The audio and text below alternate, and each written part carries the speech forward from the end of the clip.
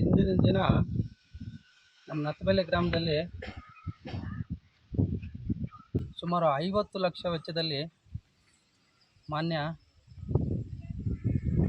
ಸನ್ಮಾನ್ಯ ಶಾಸಕರಾದಂಥ S N ನಾರಾಯಣಸ್ವಾಮಣ್ಣನವರ ವಿಶೇಷ ನಿಧಿ ಅನುದಾನದಲ್ಲಿ ಸುಮಾರು 50 ಲಕ್ಷ ವೆಚ್ಚದಲ್ಲಿ ನಿರ್ಮಿಸಲಾಗುತ್ತಿರುವಂತಹ ಸಿ ರಸ್ತೆ ಕಾಮಗಾರಿ ಬಗ್ಗೆ ಇವತ್ತಿನ ದಿನ ಮಾತನಾಡಲು ಸೇರಿರುವಂತಹ ನಮ್ಮ ಗ್ರಾಮದ ಹಿರಿಯರು ಮತ್ತು ಈ ಒಂದು ಹಾಲು ಉತ್ಪಾದಕರ ಸಹಕಾರ ಸಂಘದ ಮಾಜಿ ಅಧ್ಯಕ್ಷರಾದಂಥ ಎಮ್ ಎನ್ ವೆಂಕಟೇಶಪ್ಪನವರು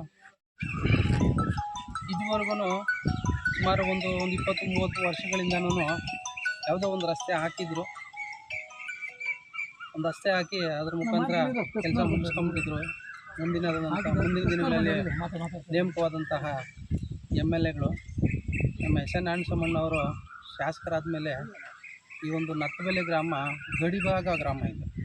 ಈ ಒಂದು ಬಂಗಾರಪೇಟೆ ತಾಲೂಕಿಗೆ ಗಡಿಭಾಗದಲ್ಲಿರುವಂತಹ ಗ್ರಾಮ.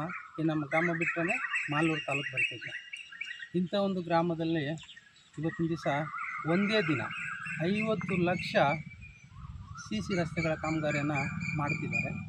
ತಾವೇ ನೋಡಿದ್ದೀರ ಈಗ ಯಾವ ರಸ್ತೆಗಳು ಏನು ಮಾಡಿದೆ ಅಂದರೆ, ನಮ್ಮ ರಸ್ತೆಯಲ್ಲಿ ಯಾವುದೇ ಒಂದು ಸಂಧಿ ಸಹ ಇಲ್ಲ, ಸಿಮೆಂಟ್ ರಸ್ತೆ ಇಲ್ದಿರೋವಂಥದ್ದು.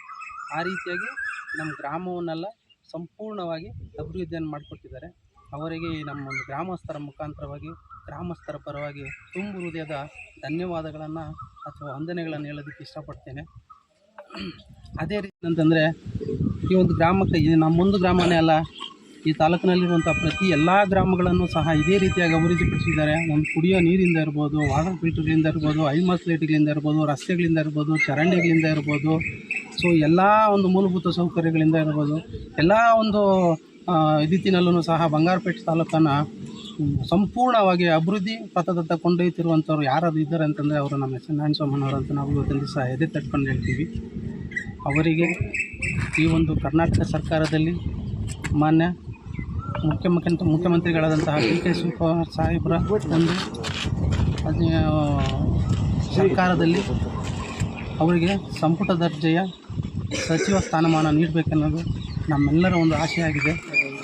ಹಾಗಾಗಿ ಮಾನ್ಯ ಸಿದ್ದರಾಮಯ್ಯ ಸಾಹೇಬರಲ್ಲಿ, DK ಶಿವಕುಮಾರ್ ಸಾಹೇಬರಲ್ಲಿ, ಹಾಗೂ ಕಾಂಗ್ರೆಸ್ ವರಿಷ್ಠರಾದಂತಹ ಮಲ್ಲಿಕಾರ್ಜುನ ಖರ್ಗೆ ಸಾಹೇಬರಲ್ಲಿ, ಹಾಗೂ ರಾಹುಲ್ ಗಾಂಧಿ ಸಾಹೇಬರಲ್ಲಿ, ಹಾಗೂ ಸೋನಿಯಾ ಮೇಡಮ್ ಅವರ ಒಂದು ಅವರಲ್ಲಿ ಮನವಿ ಮಾಡಿಕೊಳ್ಳೋದೇನೆಂದರೆ, ಈ ಬಾರಿ ಬಂಗಾರಪೇಟೆಯಲ್ಲಿ ನಮ್ಮ ಕೋಲಾರ ಜಿಲ್ಲೆಗೆ ಬಂಗಾರಪೇಟೆಯಲ್ಲಿ 3 ಬಾರಿ ಗೆದ್ದಿರುವಂತಹ ಎಸ್ ಎನ್ ನಾರಾಯಣಸ್ವಾಮಣ್ಣವ್ರಿಗೆ ಸಚಿವ ಸ್ಥಾನ ನೀಡಬೇಕೆಂದು ನಮ್ಮೆಲ್ಲ ಗ್ರಾಮಸ್ಥರೆಲ್ಲ ಮನವಿ ಮಾಡ್ತಿದ್ದೇವೆ. ದಯವಿಟ್ಟು ಇದೊಂದು ಕಾರ್ಯವನ್ನು ಮಾಡಿಕೊಡ್ಬೇಕಾಗಿ ತಮ್ಮೆಲ್ಲ ಒಂದು ಕಾಂಗ್ರೆಸ್ ಹೈಕಮಾಂಡಲ್ಲಿ ಮನವಿ ಮಾಡುತ್ತಿದ್ದೇವೆ.